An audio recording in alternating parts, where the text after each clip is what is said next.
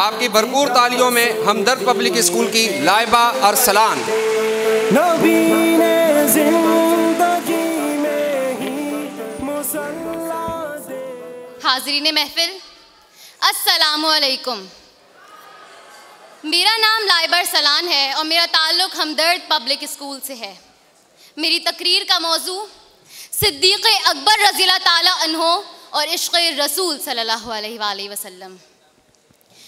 جانشین سید ابرار کی باتیں کریں، مصطفیٰ کے پہلے پہلے پیار کی باتیں کریں، جن کی نظروں میں ہمیشہ جلوے جانا رہا، عاشقوں کے قافلے سالار کی باتیں کریں۔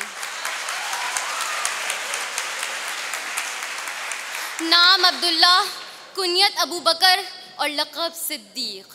حضرت ابو بکر صدیق رضی اللہ تعالیٰ عنہ بنی نوع انسان میں سے ان چند برگزیدہ اور خوش نصیب ترین افراد میں سے تھے جنہیں نہ صرف خیر البشر سید الاولین و آخرین خاتم الانبیاء و مرسلین حضرت محمد مصطفیٰ صلی اللہ علیہ وسلم کی زیارت و خدمت سے کسب فیض اور دین برحق سیکھنے کا موقع نصیب ہوا، بلکہ آپ رضی اللہ تعالیٰ عنہ ان 10 خوش قسمت افراد میں بھی شامل تھے جنہیں رسول اللہ صلی اللہ علیہ وآلہ وسلم نے دنیا میں ہی جنت کی خوشخبری سنا دی۔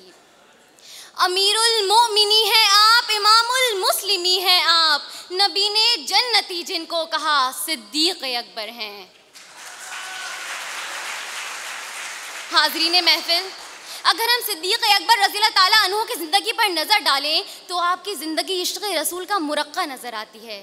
ہجرت مدینہ کے اس یادگار سفر میں ابو بکر نے جس طرح رحمت للعالمین کی خدمت و پاسبانی کا فریضہ سر انجام دیا، یقیناً وہ تاریخ اسلام کا ایک ناقابل فراموش باب ہے۔ شب ہجرت بھی تھا جو ہم سفر محبوب داور کا، شب ہجرت بھی تھا جو ہم سفر محبوب داور کا، وہی وارث بنا سرکار کے محراب و منبر کا۔ حضرت ابو بکر صدیق رضی اللہ تعالیٰ عنہ کی عشق رسول کی سب سے روشن مثال غار حرا کا وہ واقعہ ہے کہ جب آپ صلی اللہ علیہ وآلہ وسلم کے آرام و سکون کی خاطر حضرت ابو بکر صدیق اپنے پاؤں کو ایک سانپ سے ڈسواتے رہے پر اپنے محبوب کے آرام میں خلل نہ آنے دیا۔ جو یار غار محبوب خدا صدیق اکبر ہیں، وہی یار مزار مصطفیٰ صدیق اکبر ہیں۔ ایک مرتبہ صحابہ کرام رسول اللہ صلی اللہ علیہ وسلم کی خدمت میں حاضر ہو کر اپنے پسندیدہ اعمال و عبادات پیش کر رہے تھے کہ حضرت صدیق اکبر نے فرمایا، آنکھیں میری چہرہ آپ کا، مال میرا حکم آپ کا، بیٹی میری حرم آپ کا۔ اور خوش نصیبی دیکھیے کہ اللہ تعالیٰ نے آپ کی تینوں خواہشات کو پورا فرمایا۔ سفر ہجرت میں غار ثور میں حضور اکرم صلی اللہ علیہ وسلم کا سر مبارک اپنی گود میں رکھ کے آپ کے چہرے مبارک کا دیدار کرتے رہے۔ اسی طرح غزوہ تبوک کے موقع پر اپنے گھر کا تمام سامان حضور کی خدمت اقدس میں پیش کر کے اپنی دوسری خواہش کو مکمل کیا، اور تیسری خواہش حضرت عائشہ رضی اللہ تعالیٰ عنہ کا آپ صلی اللہ علیہ وسلم کی زوجیت میں آنا۔ حاضرین محفل، وفا، ایثار، جانثاری اور عشق کا اگر کوئی مادی وجود ہوتا تو وہ یقیناً صدیق اکبر کی شکل میں ہوتا۔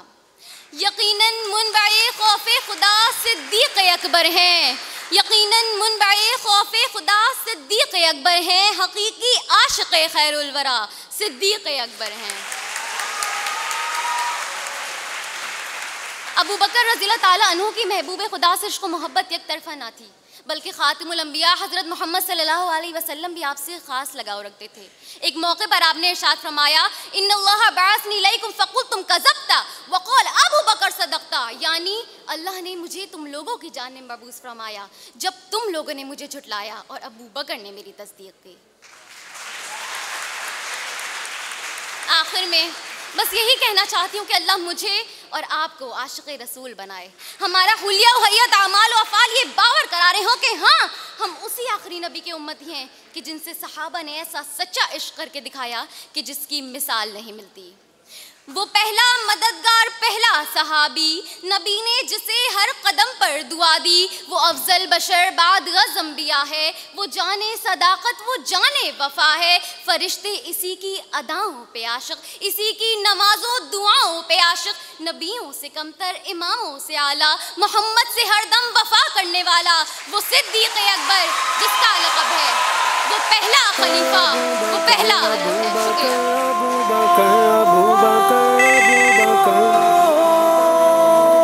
نبی پہ